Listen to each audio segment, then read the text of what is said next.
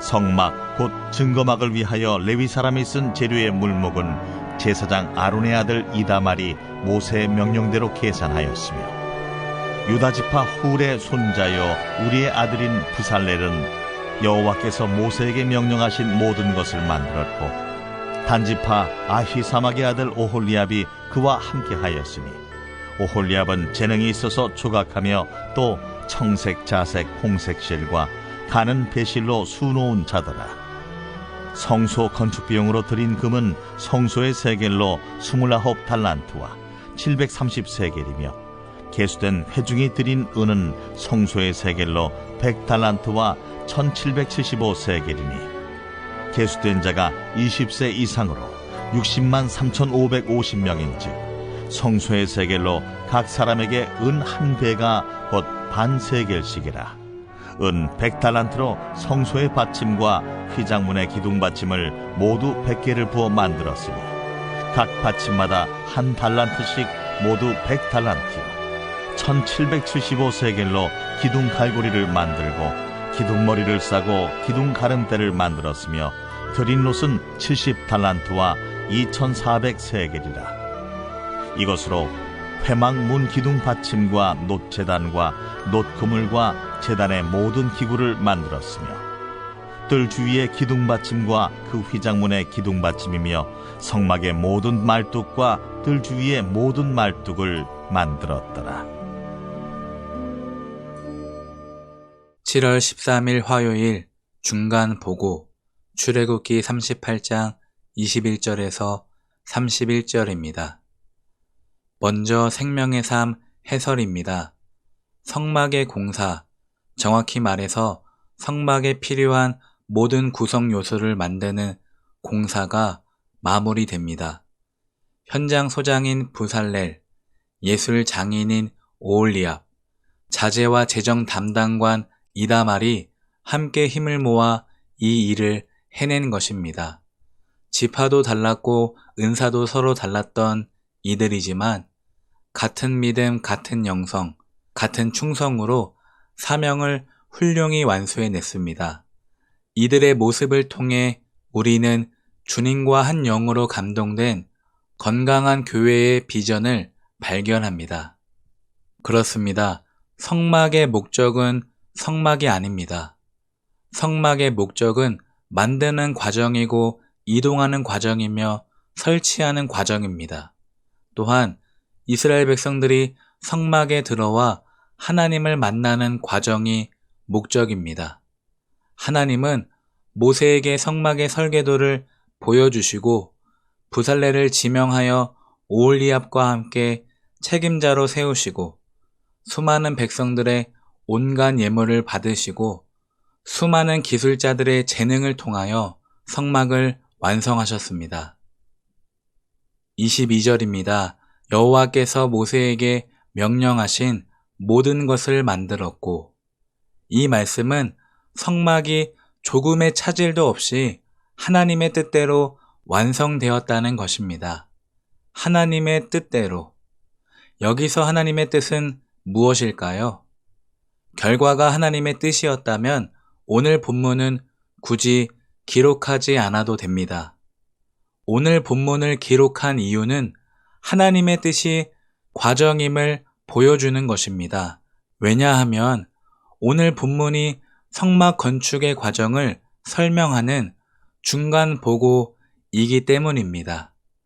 백성들이 헌신한 금과 은과 놋의 상당한 양이 오늘 본문에 기록되어 있고 기술자들이 헌신한 6개월의 시간이 오늘 본문에 기록되어 있습니다. 하나님은 이 과정을 굉장히 아름답게 보셨습니다. 왜 그렇습니까?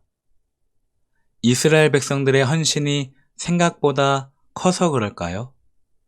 이스라엘 백성들이 싸우지 않고 형제처럼 연합해서 그럴까요? 하나님이 성막의 결과보다 과정을 중시하신 것은 성막 건축에 참여한 모든 사람들이 한결같이 성령으로 충만했기 때문입니다. 다시 말해 예물을 드린 백성들의 마음과 재능을 드린 기술자들의 마음을 다시 보세요. 마음에 원하는 사람만 예물을 드렸고 마음에 원하는 사람만 재능을 드렸습니다. 마음에 원하는 이 자발적인 마음을 히브리어로 풀이하면 그의 마음이 그를 들어 올려서 라는 의미입니다. 그의 마음이 그를 들어 올려서.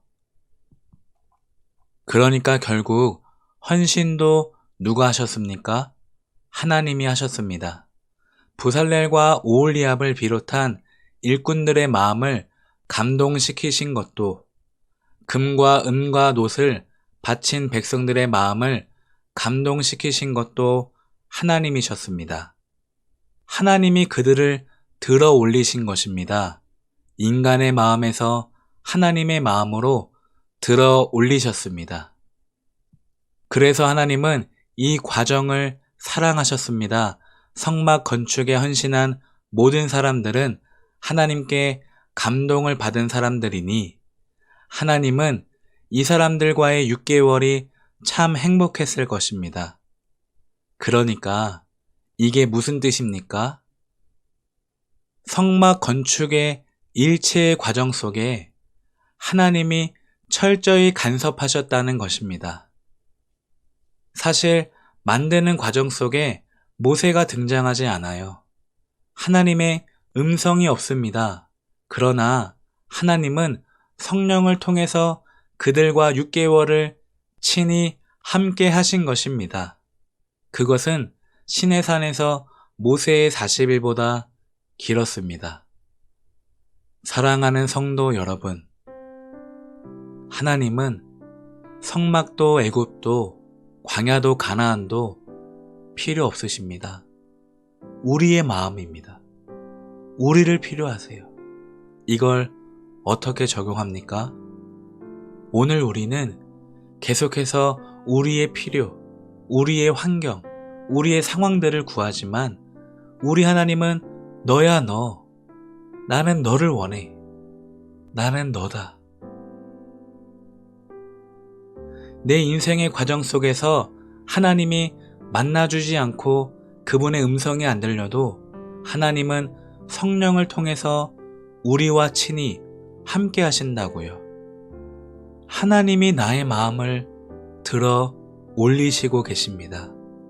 그러므로 내 마음 가운데 성령의 감동이 날마다 있다면 다른 걱정들이 무슨 소용이 있겠습니까?